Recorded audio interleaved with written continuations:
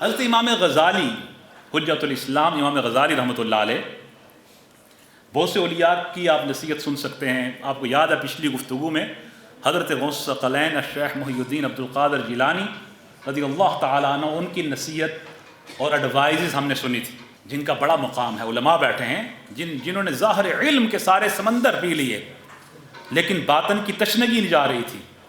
وہ کہتے ہیں میرا کام صوفیوں کے پاس جا کے بنا۔ آپ کے ایک مرید نے، جو آپ کی مجلس میں بہت عرصہ رہا، اس نے جب وہ جانے لگا تو اس مرید نے کوشچن لکھے آپ کی طرف۔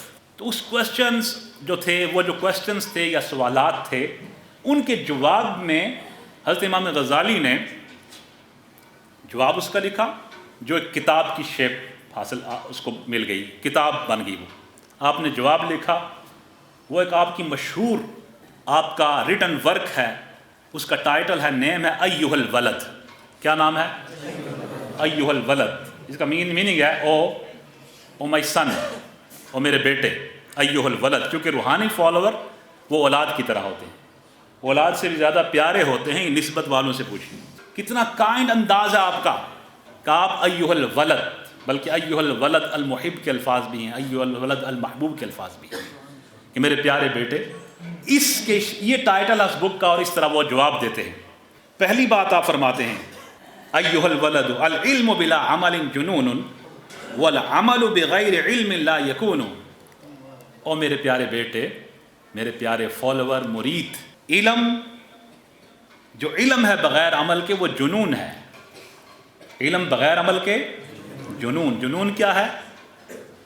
پاگل پن، وہ جنون ہے۔ اس کو آپ دانش مندی نہیں کہہ سکتے۔ والعمل بغیر علم لا یکون، اور جو عمل ہے یہ بغیر علم کے ممکن نہیں ہے۔ بات سمجھیں، جو عمل ہے اس کے لیے علم ضروری ہے۔ اگر علم ہے، نالج ہے، اس کے لیے عمل ضروری ہے۔ علم کے لیے، نالج کے لیے اس پر ایکشن، جو آپ نے اس پر عمل کرنا ہے، یہ ناگزیر ہے۔ یہ وہ سبق ہے جس کو ہمیں یاد کرنا ہے۔ آج ایک ایڈوانس ورلڈ ہے، ہمارے پاس نالج بہت ہوتا ہے، لیکن عمل کا معاملے اس میں بڑا ہم کمزور ہوتے ہیں۔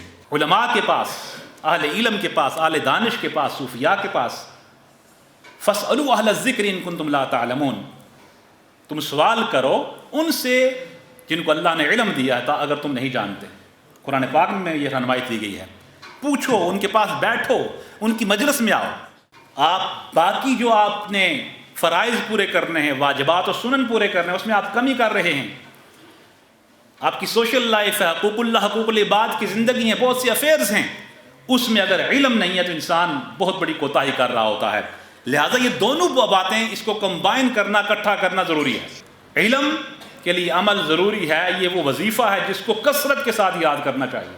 بہت فارسی کا ایک مشہور یہ شعر ہے کہ علم را بر تن زند مارے بود، علم را بر دل زند یار بود۔ کہ علم کو آپ اگر تن پہ ماریں گے، اس کے ذریعے شہرت حاصل کریں گے، دکھلاوا، ریا، شو آف، شہرت، دنیا طلبی، مادیت، یہ باتیں اگر علم کے ذریعے انسان وہ سٹیٹس مل جائے گا اور حاصل کرنے کی کوشش کرے گا، کہ ایسا علم مار اس کو سانپ بن جاتا ہے، سانپ جیسا زہر بن جاتا ہے، وہ نقصان دہ ہے۔